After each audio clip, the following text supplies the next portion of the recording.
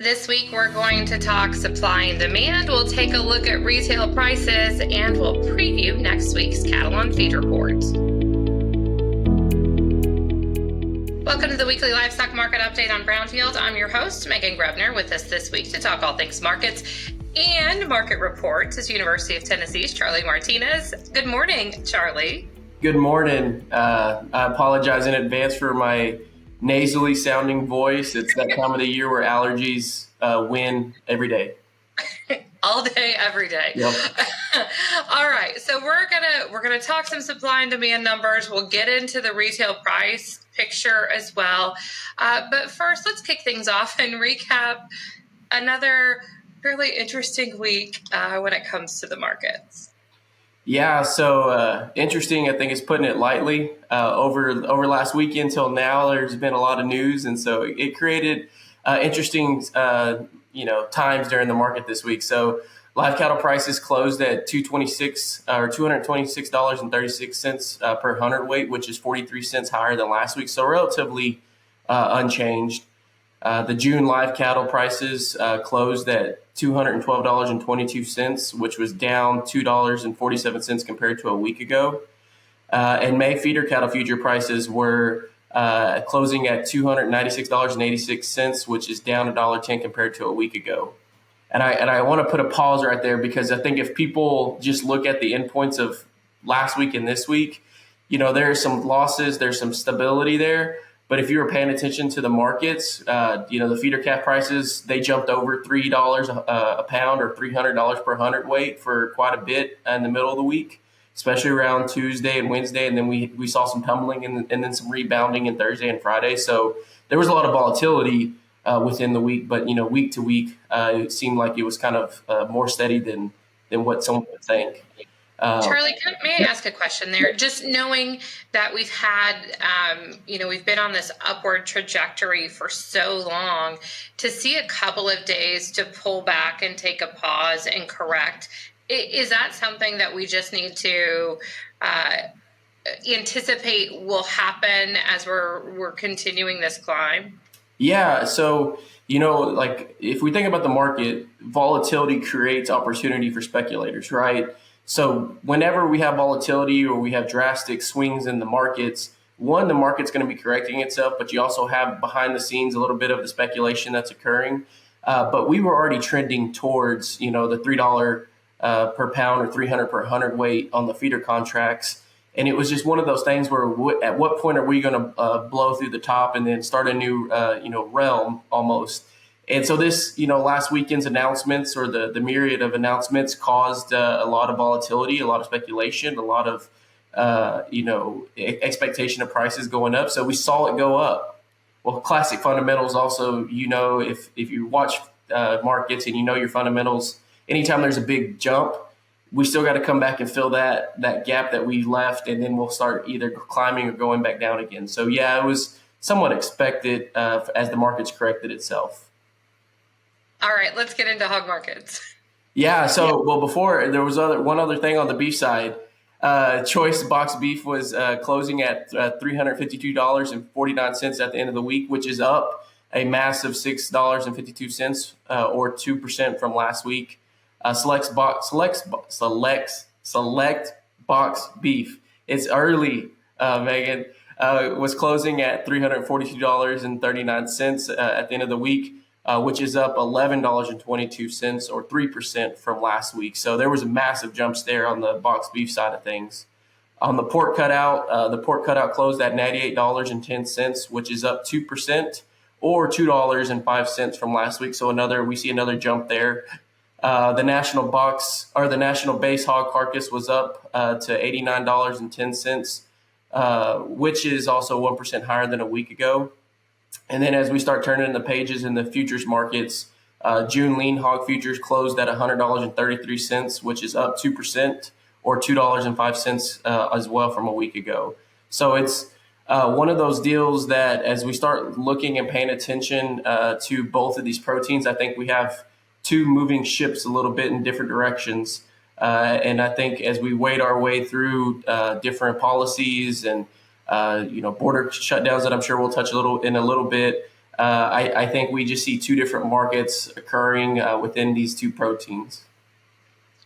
I would also assume, I mean, I watch weekly export sales, and when we get into monthly trade data, we'll probably see this more. On the pork side of things, China has gone 6 weeks without making a purchase of pork. Obviously, there's the pause on tariffs, but I'm assuming that's going to take a little time for us to start seeing, one, because that report runs a week behind. Right. But they're a large purchaser of pork. It's one of our top 3 markets, and not having that consistency has to come into play, at least some, what I would assume, for what's going on the hog side of things. Yeah, so it's classic is if you have your domestic supply and you're not really exporting that domestic supply, and your domestic supply is increasing, supply goes up, price is going to come down a little bit. I think some of that is what we're seeing a little bit, but also this anticipation of international trade of pork. If how long does this last in terms of not having one of our top 3 destinations taking in U.S. pork? That then offers up the question of, okay, what do we do with this remaining supply, or at what price point does it get low enough that we do see some movement into China? And so that, I think that's just kind of a waiting game right now. I know that if you in the recent news that there's talks about trade deals and things of that nature, maybe that could spur on some of the trade to occur. But as where we stand, it's kind of almost at a holding pattern, and it's just a matter of which comes first. Either we move product, at a extremely lower price in order to move the product, or do we have a domestic supply increase and we have our U.S. consumer consuming that product? So at some point, it'll have to go one way or the other. Summer grilling season's just around the corner, so make sure you're grabbing some pork chops to put on your grill as well. All right, Charlie, let's take a look at slaughter numbers from this past week. Yeah, so cattle slaughter for the week was at 566,000, which is up 7,000 compared to a week ago, but down approximately 38,920 head compared to last year. And something that's kind of been interesting to watch every time I'm on with you, and I kind of just watch this number. Year to date, cattle slaughter is down 6.1%. So that number is actually increasing a little bit compared to the last time I talked to you. And I think some of that is a function of lack of cattle in the feed yard and tighter supplies. And so we were kind of holding steady for a little bit, but now we're really starting to see a divergence on that number. Hog slaughter for the week was at 2.4 million head, down 28,000 head compared to last week, and down approximately 3,360 head compared to a year ago. And then year to date, hog slaughter is down 2.2%. So that number is actually kind of holding steady relatively to the cattle side of things. So I think we're starting to see that tightening supply really have an impact on the cattle side of things.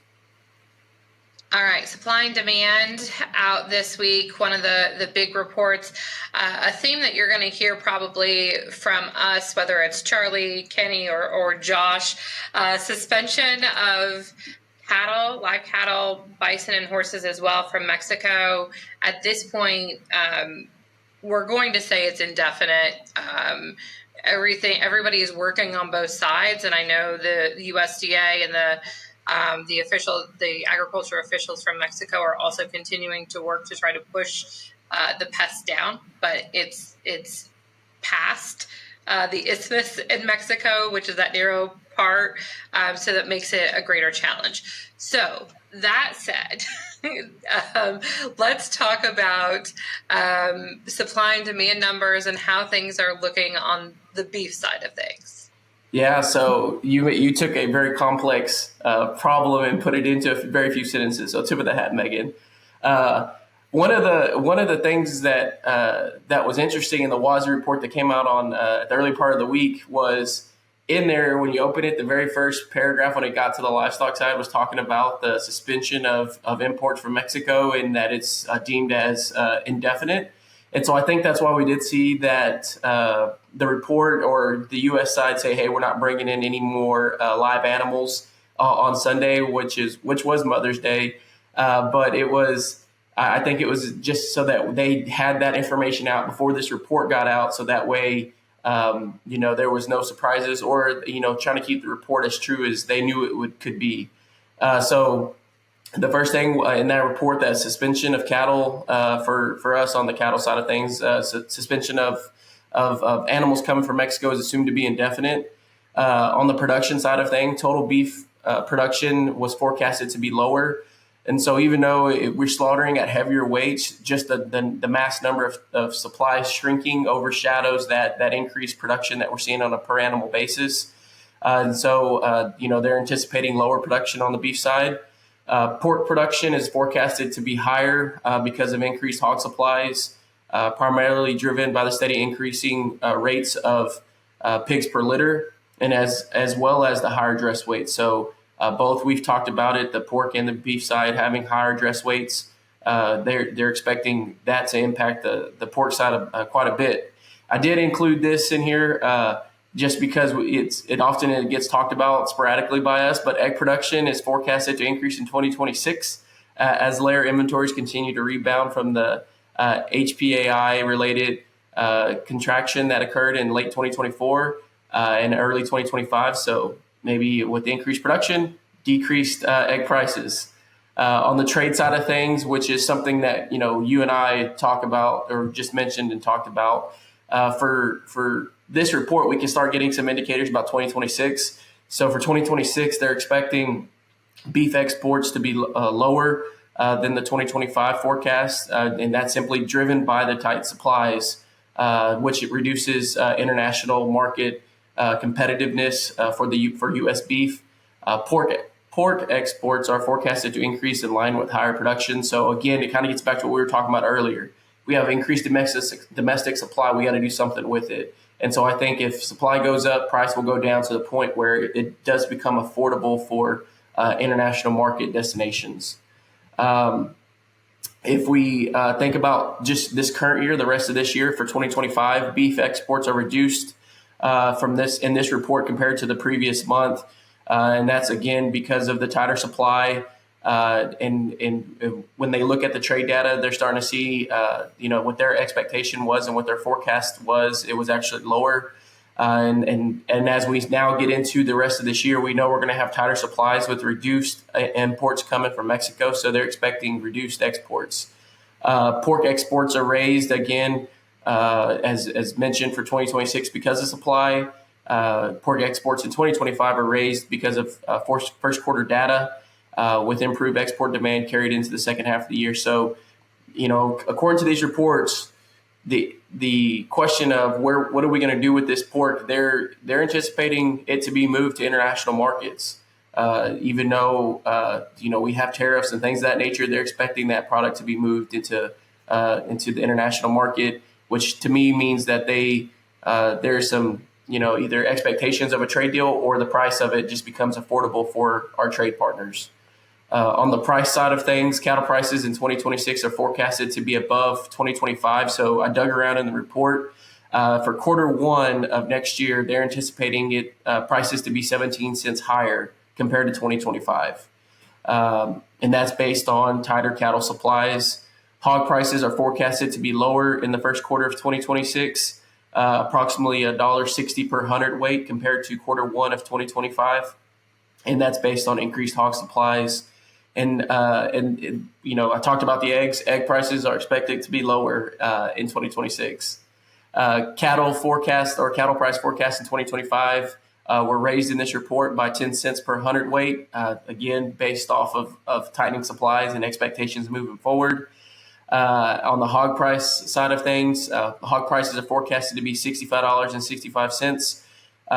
And so one pause there real quick is that historically, we've always used the direct hog or the AMS National Daily Direct Hog Slaughter Report, not that report. Sorry, we've always used the National Daily Base Lean Hog Carcass Slaughter Report, but they're actually going to be discontinuing that. So they actually are going to switch over to the National Daily Direct Hog Prior Day Report in order to talk about or to forecast prices.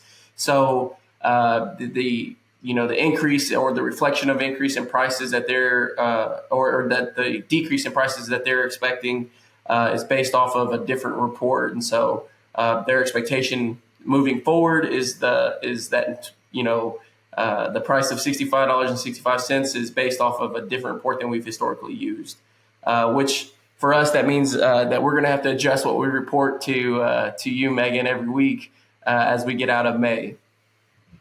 For me, that doesn't change, though, because I Right. use the National Daily Direct report every day.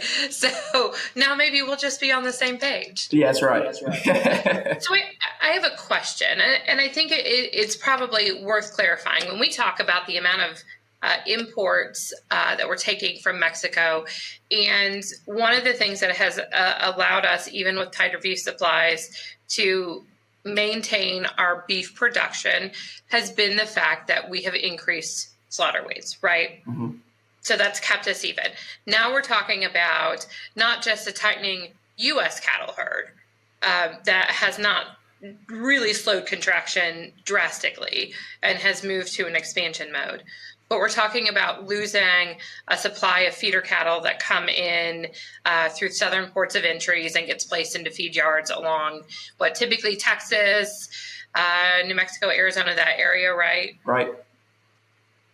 What percentage are we losing in terms of backgrounded cattle to go into these feed yards? Yeah, so that question was is always gets asked. It always got asked in the quarter or Thanksgiving of last year. And so if we look at over a given year, we know that quarter three and quarter four, part quarter three, but a lot of quarter four is when we bring in a lot of the Mexican cattle into our yards, especially on that southern border.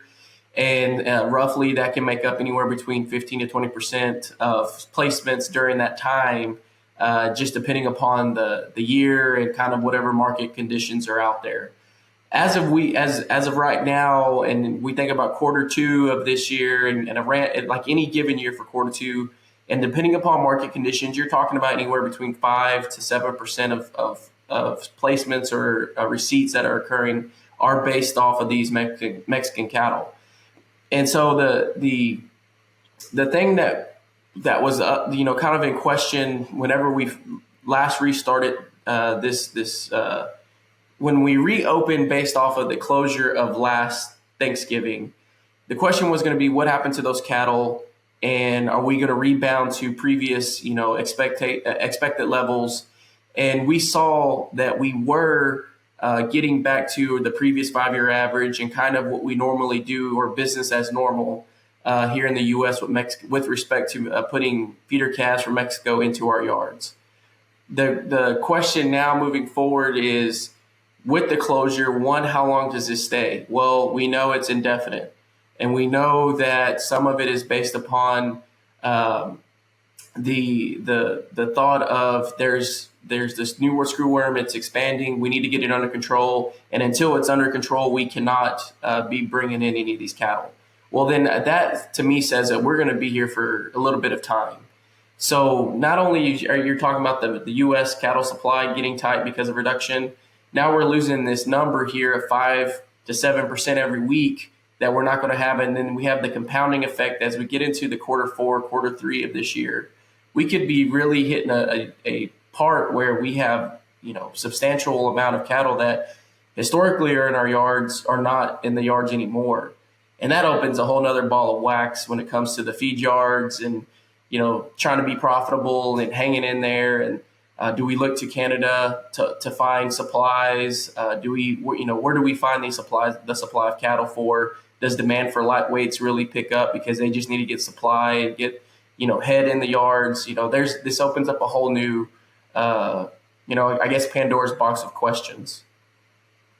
And the other thing it does is it continues to tighten our available supplies on the retail space. And which dovetails nicely into what we're going to talk about next, which is the meat price spread report. So as we take a look at retail prices for beef and pork, my question, Charley, is how resilient are consumers to be able to navigate continued increased beef prices that aren't going to pull back as we can tell, anytime soon. So one, you must be a professional reporter because of how you dovetailed this. But I'm going to steal a little bit out of your book, and as I go through the meat price report, I'm going to hit into the next report, which to answer the question, which is the livestock, dairy, and poultry outlook. So first off, the meat price spread report, choice retail beef increased to $8.83 a pound, which is a 9 cent increase compared to the month prior, driven by boneless sirloin steak prices, which increased 40 cents over the last month. On the pork side of things, retail pork actually decreased down to $4.90 per pound, which is a 4 cent decrease compared to the last month. And if we really dig into that report, the decrease was driven by pork chops decreasing by 16 cents per pound, and hams actually decreasing 13 cents per pound over the last month. Now, we see prices and we see beef price really increasing to, already record highs, and we just keep finding the new highs, whereas pork on the other side is starting to decrease. On the beef side of things, on the livestock, dairy, and poultry outlook report that came out this week, they actually have, when they talk about per capita consumption, so it's important to say that this is not demand. This is just pounds per person that's going to be consumed. They're actually seeing a decline of 4.6% forecasted over the next, over the next year. Coming into at the end of 2026, between now and 2026 or end of 2026, they're expecting that decrease to be 4.6%. So they're in that report, they're anticipating the reduction in consumption by the U.S. consumer relative to the increased prices. And it's important that demand is the intersection of how much is consumed and the price, or at what price level, right? So it's supply and demand. And when we get to that point, the question is going to become, does the reduction in consumption per capita equate to loss of demand relative to these high prices? And right now, I don't know if there's any data that supports that we're going to see a drastic decrease in domestic demand. We'll probably see some, it'll probably be lowered throughout the year, just simply because of the higher prices. But, the average U.S. consumer really loves their beef, and they've shown that over the couple of last recessions. They've shown that over the last couple of times that prices increase. So the question, that we're expecting lower amounts per person, but, demand, we still don't know. The livestock, dairy, and poultry outlook, just so we can highlight that real quick. There, it kind of was a similar story as other reports for that week. Reduction is expected, or U.S. beef production is expected to be reduced simply because of reduced numbers. They're expecting in 2026 for beef production to be reduced by 5%. On prices, they're expecting prices to also increase because of tighter supplies.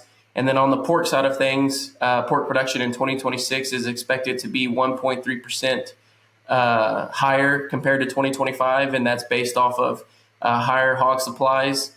Hog prices in 2026 are forecasted to be 3% lower compared to this year. And then as we look at exports, just because it's kind of a flare of what we've been talking about today, pork exports in 2025 are raised to 103 million pounds, which if you compare it is actually 1% lower than 2024 export numbers. So we're expecting to have more imports this year, but relative to last year, it's still lower. And again, that gets back to the expectation that there's going to be a strong demand from important Asian markets. So it's, if we read these reports, there's a lot of anticipation that international trade is going to start occurring for this increased domestic supply. And so from that perspective, that's actually good, right? We maintain international trade partners even through the tariffs. That's a good thing to see. Two quick questions. Okay. Before we wrap up, in the beef production, the import forecast is expected to decline. So does that take what we've been importing in terms of lean trim and then also what we would import from Mexico, or both of those in together? So, or are those two separate categories? I think those would be more of a two separate category thing, because the Mexico side is going to be the more live animal, right? And then our imports usually are going to be heavily, trimming based. So it's actual product of beef. We do bring in some other products into the U.S., but majority is trimmings. When we start talking about imports, it's probably a reduction of the things that are not trimmings, because we are a hamburger eating country and we like our hamburger meat and our ground beef, and we're going to need those trimmings in order to make that ground beef. And so we can't, in the grinder market, we can't produce enough to keep up with it right now. So we're going to need those trimmings. And so if we think about it from that perspective, one, those are two different products, but they're still interrelated with each other because of the U.S. beef supply chain and our U.S. consumers. I just was surprised because if our beef production is down and how much this country loves its hamburgers, if I was surprised to see a decline in projected imports in that space. So that's why I was my question there. It could be rooted also in the fact that they know that there's going to be lower pounds per person being consumed, so that per capita number being reduced. So they could be from a mathematical equation standpoint, it could just be like here's the elasticity and here's what we can then expect. So that's just some fancy economic jargon to say they might think about a reduction in some of that demand. So it then leads to reduction in some of the export or the imports that we need. All right. Cattle and feed is one of the big reports out next week. What are you watching for in those numbers? Yeah, so I think one of the things that's going to be interesting to me is just one, everyone always has like their pre-reports of where we are compared to last year. So, watching industry participants and stakeholders kind of forecast that out, I'm always interested to see just where we are in just terms of total numbers.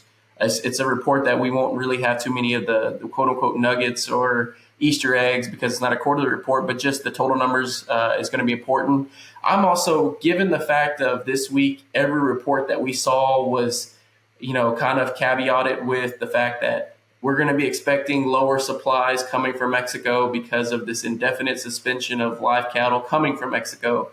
I would be interested to see if that impacts anything in the cattle and feed report. Like when we open it up, are we going to see that statement? And then does that lead to lower numbers of cattle on feed expectations? So it might not be this report, but it might be next month's report that has that number because we've lost those cattle. So, placements, total number, those are obviously the numbers that we always want to see. But I'll be interested to see if we see a statement about, hey, live cattle from Mexico are down, so therefore it's reflected in this report. Charlie, great to see you. Good to see you. Hopefully my nasally sound did not annoy the folks that are listening. And also congratulations to the graduates. It's graduation season. We just had our graduation in Tennessee, and so I'm sure there's folks around the country that are graduating from colleges this week or next week. So congratulations to those folks as well. Absolutely. All right. We will catch up with you next month. We'll see you. To have our weekly livestock market update delivered to your email box every Saturday, go to brownfieldagnews.com and sign up there. You can also submit questions and comments in for market updates twice daily. Make sure to check out John Perkins' Market Minute on Brownfield. Have a great weekend. I'm Meghan Grebner for Brownfield.